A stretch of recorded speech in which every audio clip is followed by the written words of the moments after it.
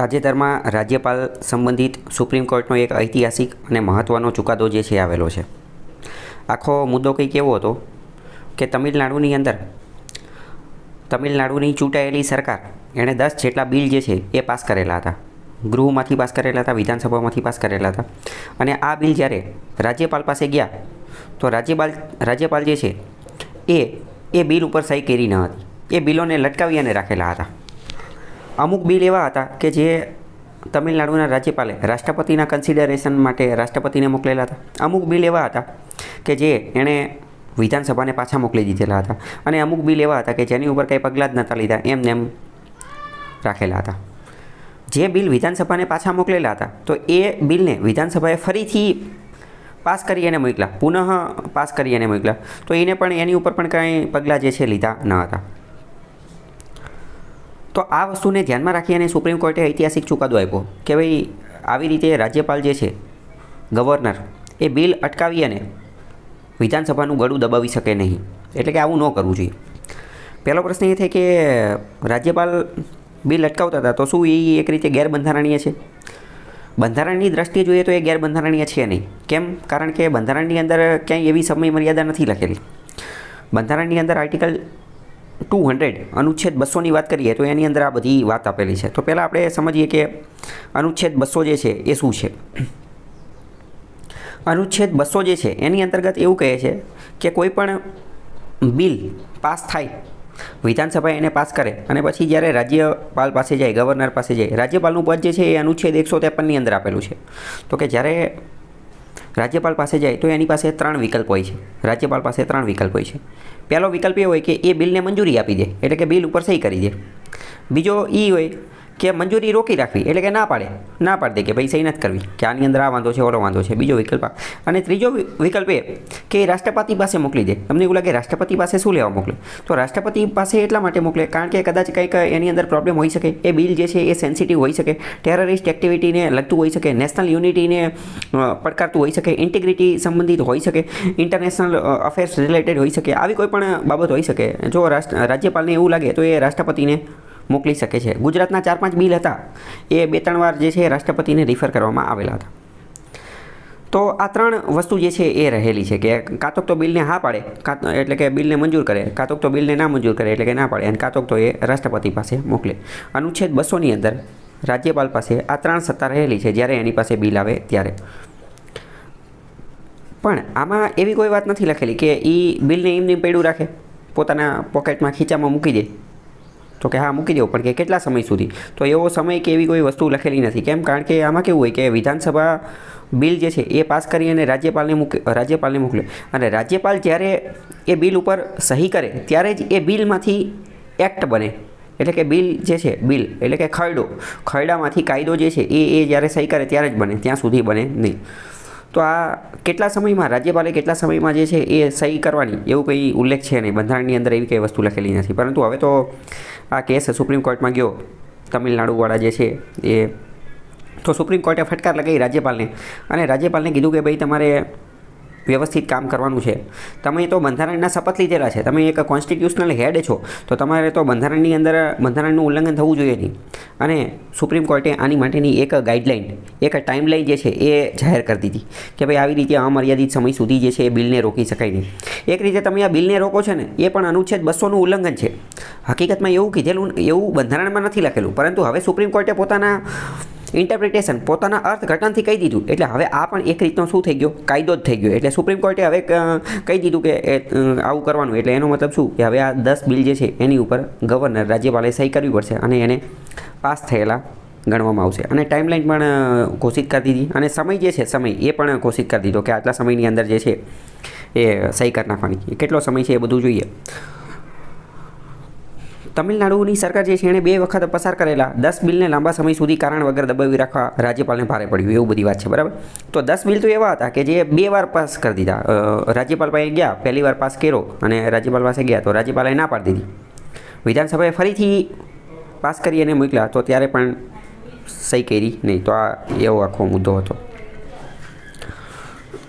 રાજ્યપાલ તમિલનાડુના કોણ છે? પ્રશ્ન પૂછી જાય. રાજ્યપાલના તમિલનાડુના રાજ્યપાલ છે આર એન રવિ જે છે એ. કારણ કે આમાં કેવું છે કે RN રવિ જે છે રાજ્યપાલની નિમણૂક પણ કરે તો રાજ્યપાલની નિમણૂક તો કેન્દ્ર સરકાર કરશે, એટલે કેન્દ્રના મનગમતા જે વ્યક્તિ હોય એ અહીંયા કામ કરશે. એટલે કે એન રવિ જે છે એ ભાજપ દ્વારા સમર્થિત છે. જ્યારે તમિલનાડુની અંદર સરકાર છે એમ કે સ્ટાલિનની, ત્યાં પાર્ટી અલગ છે. તો એવો બધી સમસ્યા રહેતી હોય છે. તો સુપ્રીમ કોર્ટે કીધું કે આવી રીતે મનમાની રીતે બિલ અટકાવી રાખવા એ ગેરકાયદેસર છે. આની ઉપર પ્રશ્ન જે છે પૂછી શકે છે. ગઈ વખતે મેઇન્સની અંદર પ્રશ્ન પૂછાઈ ગયો હતો, પ્રિલિમ્સની અંદર પણ પ્રશ્ન પૂછાતો હોય છે. સુપ્રીમ કોર્ટના જજ કયા ગયા હતા? તો JB પારડીવાલા અને R મહાદેવન, આ બંને વ્યક્તિએ આ ચુકાદો જે છે આપેલો છે. મોસ્ટ ઇમ્પોર્ટન્ટ, સુપ્રીમ કોર્ટે એક અવલોકન કર્યું કે રાજ્યપાલ પાસે આવી રીતનો વીટો પાવર રહેલો નથી, એટલે કે બિલને આવી રીતે વીટો કરવાની સત્તા રાજ્યપાલ પાસે છે નહીં. સુપ્રીમ કોર્ટે તો ત્યાં સુધી પણ કીધું કે રાજ્યપાલ પાસે આવી રીતનો પોકેટ વીટો જે છે એ પણ નથી. પોકેટ વીટોનો ઉપયોગ પણ કરી શકે નહીં. પોકેટ વીટો જે છે એ પણ વાપરી શકાય નહીં. આ અનુચ્છેદ 200નું ઉલ્લંઘન છે એ બધી વાત પણ કીધી. કયા કયા વિકલ્પ હોય એ બધી વસ્તુ આપણે ઓલરેડી જોઈ લીધી. આપણે જોયું કે બંધારણની અંદર એવો કોઈ ઉલ્લેખ નથી, એવી કોઈ સમય મર્યાદા નથી આપેલી કે રાજ્યપાલ જે છે એણે કેટલા સમયની અંદર જે છે એ સહી કરવી જોઈએ. પરંતુ સુપ્રીમ કોર્ટે હવે પોતાના ચુકાદાથી જે છે એ આ સમય બાંધી દીધો છે.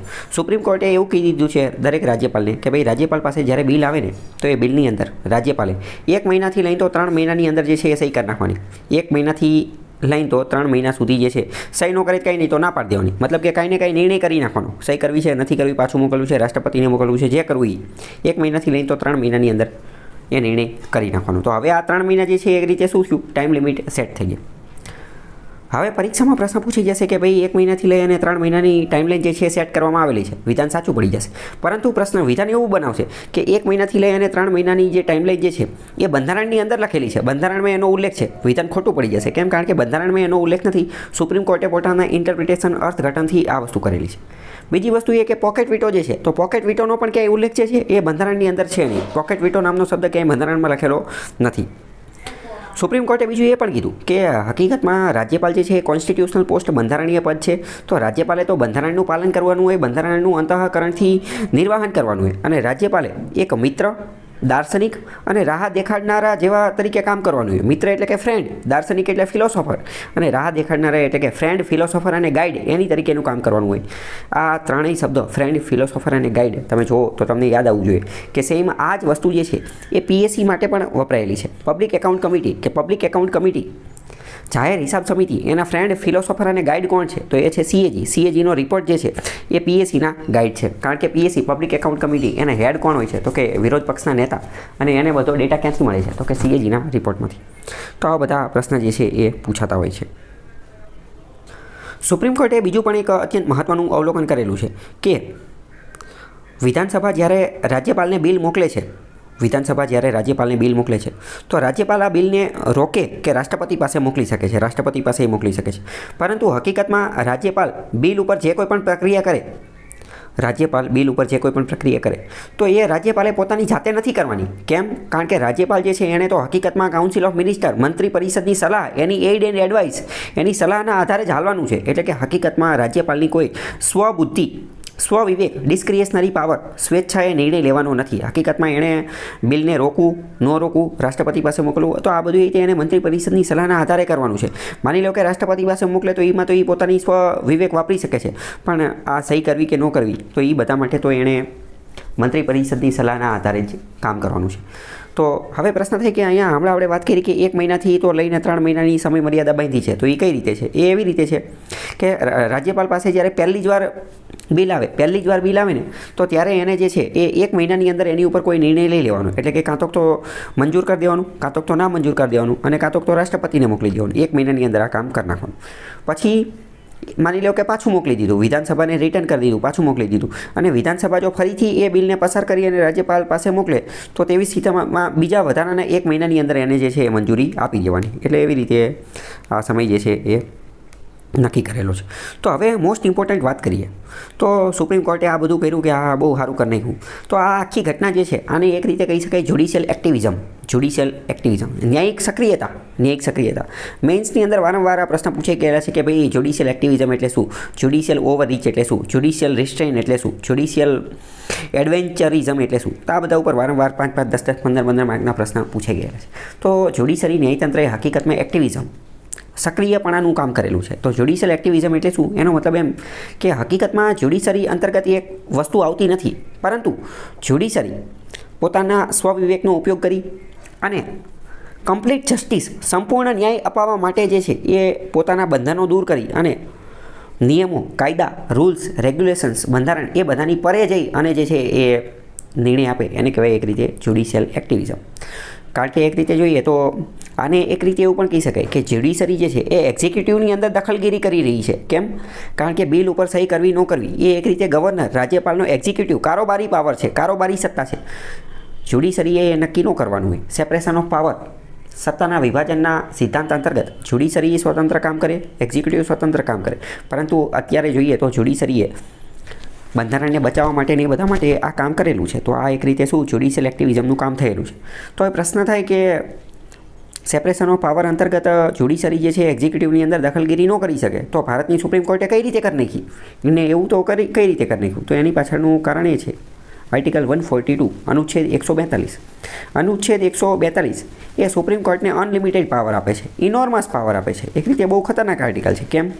કારણ કે આર્ટિકલ 142 અનુચ્છેદ 142 એવું કહે છે, આ એક રીતે કમ્પ્લીટ જસ્ટિસની વાત કરે છે, સંપૂર્ણ ન્યાયની વાત કરે છે. અનુચ્છેદ 142 ખરેખર વેરી બ્યુટીફુલ, ખૂબ સુંદર આર્ટિકલ છે. એ એવું કહે છે કે સુપ્રીમ કોર્ટ જે છે એ કોઈપણ નાગરિક, કોઈપણ વ્યક્તિ કે જે એના દરવાજે આવે છે, જે એના દ્વાર ખટખટાવે છે, એને કમ્પ્લીટ જસ્ટિસ, સંપૂર્ણ ન્યાય આપવા માટે કોઈ પણ હદે જઈ શકશે. કોઈ પણ હદે એટલે કઈ હદે? તો કે ગમે એ હદે અમુક ઇન્ટરપ્રિટેશન કરી શકશે. સુપ્રીમ કોર્ટ જે છે એ સંપૂર્ણ ન્યાય, કમ્પ્લીટ જસ્ટિસ આપવા માટે જે છે એ કોઈ પણ લો જે છે, નવો લો પણ બનાવી શકશે, ગાઈડલાઇન્સ આપી શકશે. એવું બધું કામ જે છે એ કરી શકશે. એટલે કે કમ્પ્લીટ જસ્ટિસ આપવા માટે પોતાનાથી બનતા દરેક પ્રકારની વસ્તુ જે છે એ કરી શકશે. તો સુપ્રીમ કોર્ટે અત્યારે એ જ કર્યું ને કે 10 બિલ જે છે એને પાસ કરવાનું કામ કર્યું. ગવર્નર જે છે, રાજ્યપાલ, એની માટે એની ટાઈમ લિમિટ બંધારણમાં નથી લખેલી, પરંતુ તોય પોતાની અંતર્ગત 1 મહિનાથી લઈને તો 3 મહિનાની સમય મર્યાદા નક્કી કરી નાખી. તો એ કોના આધારે કર્યું? અનુચ્છેદ 142ના આધારે. તો આ બધા પ્રશ્ન જે છે એ પરીક્ષામાં પૂછાઈ શકે છે. અનુચ્છેદ 142, રાજ્યપાલનો આર્ટિકલ છે 153. રાજ્યપાલ પાસે બિલ આવે તો એની પાસે 3 વિકલ્પ હોય, એ આપેલું છે અનુચ્છેદ 200ની અંદર. અને મેઇન્સમાં પણ આ પ્રશ્ન જે છે એ પૂછાઈ શકે છે.